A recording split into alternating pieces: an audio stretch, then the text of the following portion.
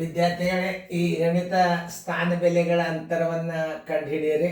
ಪಟ್ನ ಇವೇನು ಭಾಳ ಸರಳ ಇದ್ದದ ಗಣಿತ ಎಲ್ಲರಿಗೂ ಬರಲಿ ಅಂತ ಎಲ್ಲ ಕ್ರಮಬದ್ಧವಾಗಿ ಗಣಿತಗಳನ್ನು ತಿಳಿಸ್ತಿರ್ತದ. ಲಕ್ಷ ಕೊಟ್ಟು ನೋಡಿ, ಇದೆಲ್ಲ ಬರ್ತಾವ ಗಣಿತ ನಿಮ್ಗೆ.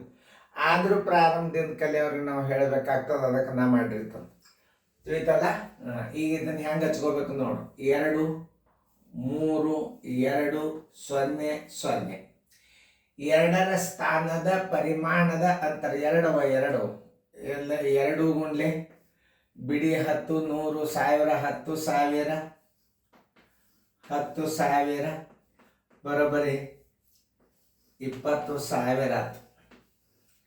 ಇನ್ನು 2ರ ಬಿಡಿ 10 100 2 ಗುಂಡ್ಲೆ 100 ಬರೋಬ್ಬರಿ 200. ಅಂತರ ಅಂದ್ರೆ ಏನು ಮಾಡಬೇಕು? ವ್ಯತ್ಯಾಸ ಅಂದ್ರೆ ಏನು ಮಾಡಬೇಕು? ಕಳಿಬೇಕು.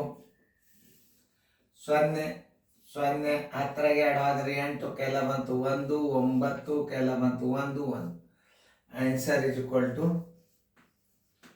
19,800. ಉತ್ತರ ಸಂಖ್ಯೆ ಡಿ. ಇಂಥವೆಲ್ಲ ಸರಳ ಲೆಕ್ಕಗಳು ಮಾಡೇಬೇಕಾಗ್ತದೆ. ಯಾಕಂದ್ರೆ ಇದು ಪ್ರಾರಂಭದಾಗ ಇದು ನಿಮಗೆ ಬಿರಿನೇ, ಪ್ರಾರಂಭದಾಗ ಕಲಿಯೋ ಟೈಮ್ದಾಗ ಇದು ಬಿರಿನೇ, ಕಲ್ತಿಂದ ಸರಳ. ಅದಕ್ಕೆ ನಾವೇನು ಮಾಡಿವಿ, ಪ್ರತಿಯೊಂದು ಕ್ವಶನ್ವನ್ನ ಬಿಡಿಸಿದ್ವಿ.